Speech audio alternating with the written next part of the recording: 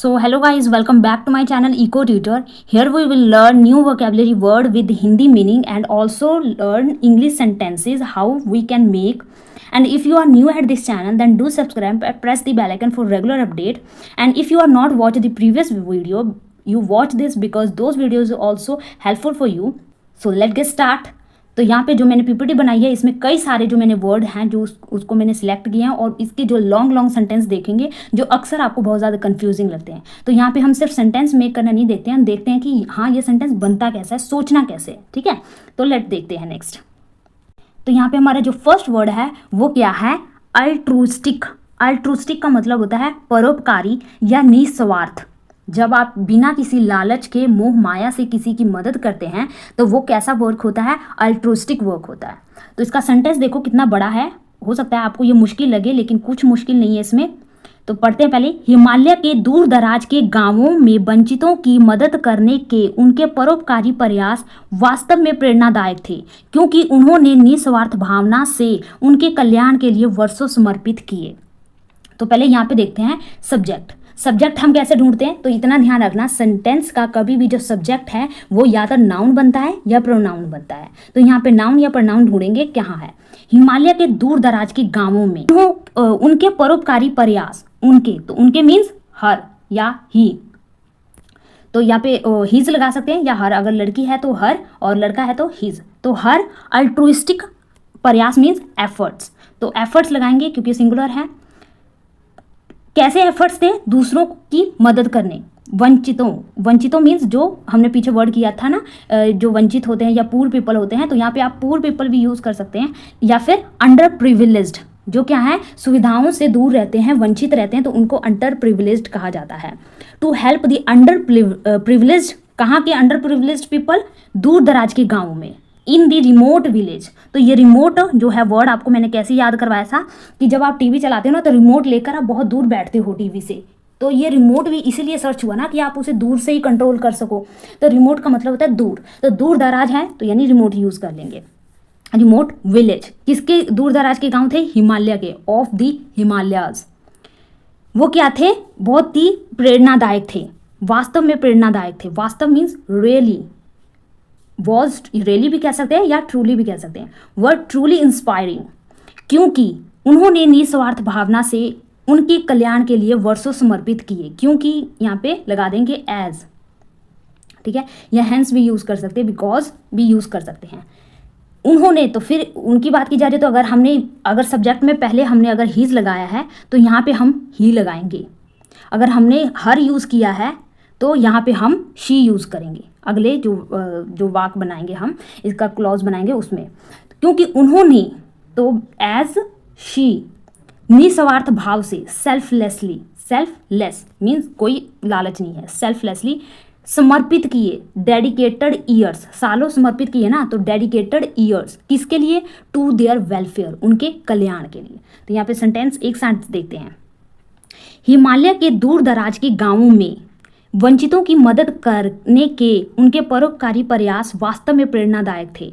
Her altruistic efforts to help the underprivileged in the remote village of the Himalayas were truly inspiring as she selflessly dedicated years to their welfare. ठीक है, next देखते हैं।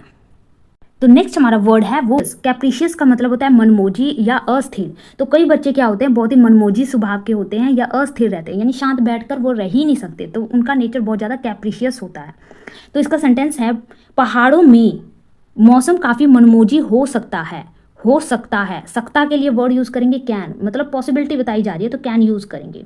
और ये can क्या है? Modal verb है। तो आपको कितनी बार बताया कि मॉडल वर्ब के साथ हमेशा क्या आता है? V1 आता है। तो होना की बात की जा रही है ना, हो सकता है होना, तो होने के लिए वर्ब यूज करेंगे बी। तो पहाड़ों में, इन दी माउंटेन्स, काफी मनमोजी यानी क्वाइट, QUITE। एक ये क्वाइट होता है QUIET। तो ये क्वाइट और ये क्वाइट में डिफरेंस आपको पता है? तो ये जो क्वाइट होता है इसका मतलब होता है बिल्कुल, और इस क्वाइट का मतलब होता है चुप। जैसे कि टीचर कहते हैं ना, be quiet in the class, be class में चुप रहो, तो ये क्वाइट होता है वो। क्वाइट कैप्रिशियस हो सकता है, कैन बी। जो मिनटों के भीतर तेज धूप से भारी बारिश में बदल जाता है।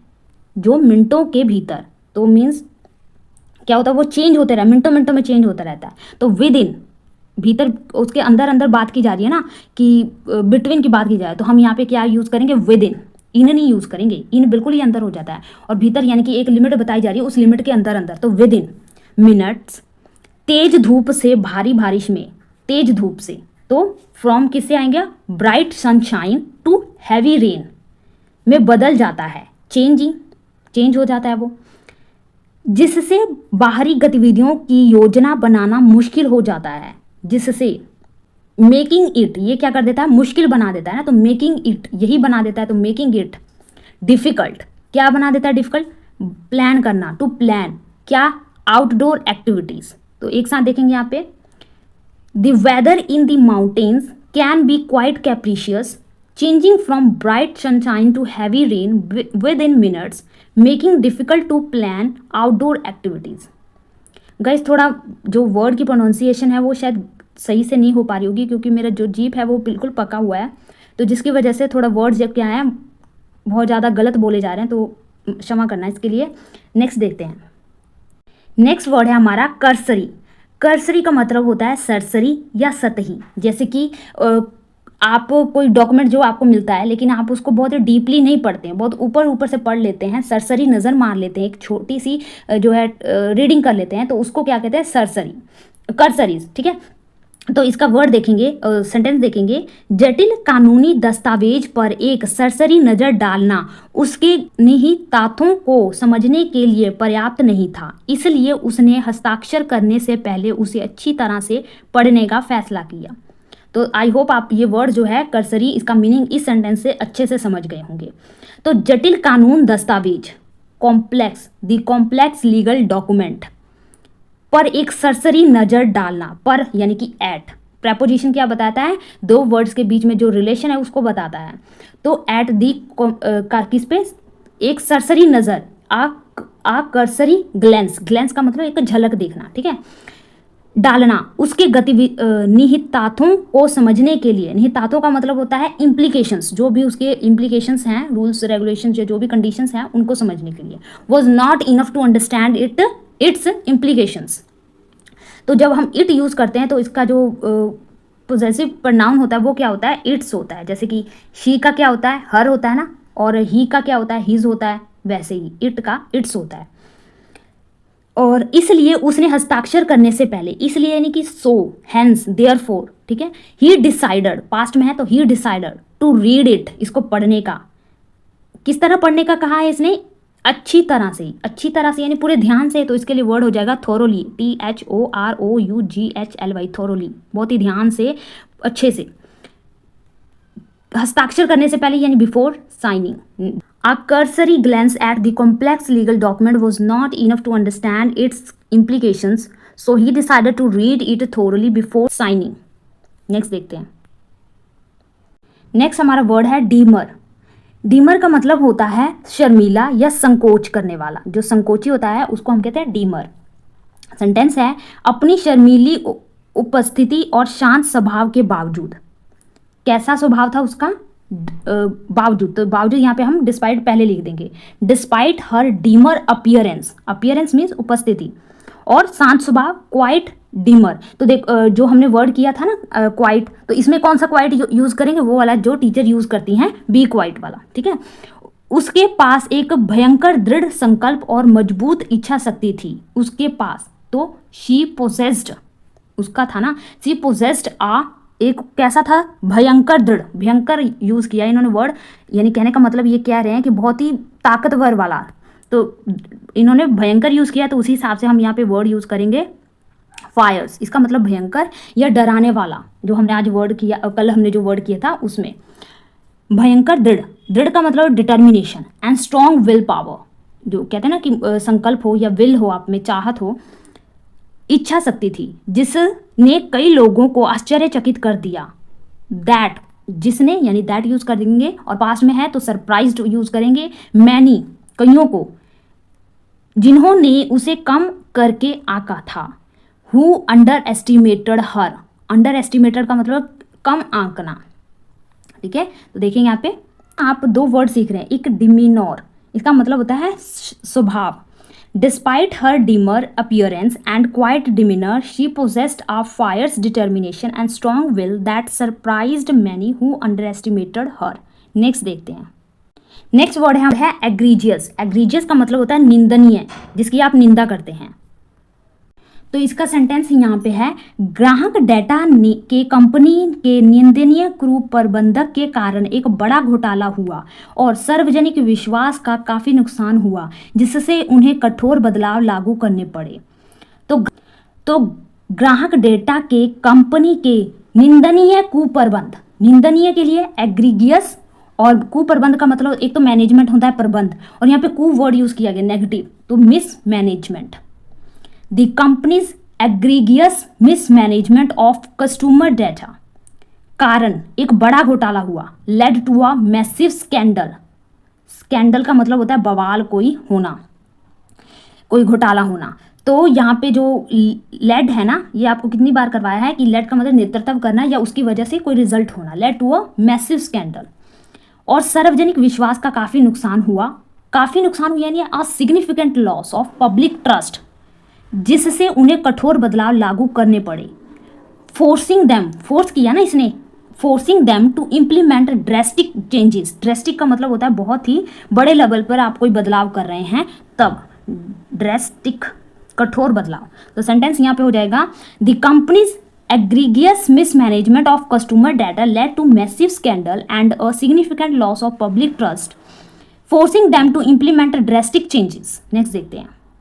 नेक्स्ट वर्ड है हमारा फोर्टुइटस। फोर्टुइटस का मतलब होता है आकस्मिक या सौभाग्यपूर्ण। कोई कहते हैं ना कि यार ये तो अचानक से हो गया, सौभाग्य से हो गया, यानी प्लान नहीं किया था, अचानक से हो गया, किस्मत ने ऐसा कर दिया। ठीक है, तो करेंगे फोर्टुइटस, फॉर्चून से लिया गया वर्ड। ठीक है, हवाई अड्डे पर उनकी मुलाकात पूरी तरह से आकस्मिक थी, यानी कि सौभाग्यपूर्ण थी, क्योंकि उन दोनों में से किसी ने भी उस विशेष उड़ान पर होने की योजना नहीं बनाई थी, फिर भी इससे आजीवन दोस्ती हुई। तो हवाई अड्डे पर उनकी मुलाकात पूरी तरह से सौभाग्यपूर्ण थी। मीटिंग हुई थी ना, उनकी मुलाकात हुई थी। Their meeting at the airport was entirely fortuitous, क्योंकि एज यूज कर लेंगे या हैंस यूज कर लेंगे।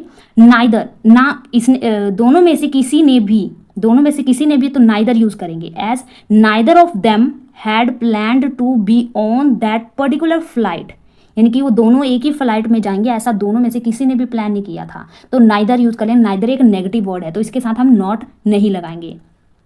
एज नाइदर ऑफ देम, तो वन ऑफ बॉयज लगाते हैं, वैसे ही नाइदर ऑफ देम प्लूरल लगा रहे हैं ना, इतना ध्यान रखना। हैड प्लान्ड, तो हैड जो आप कहेंगे कि इसके बाद जो हम वर्ब लगा रहे हैं वो प्लूरल क्यों नहीं लगा रहे हैं, क्योंकि हम नाइदर क्या है, नाइदर को एक सिंगुलर की तरह ले रहे हैं कि ना ही वो ना ही ये। ठीक है, to be on that particular flight, फिर भी इससे आजीवन दोस्ती हुई। यट, फिर भी का मतलब होता है यट।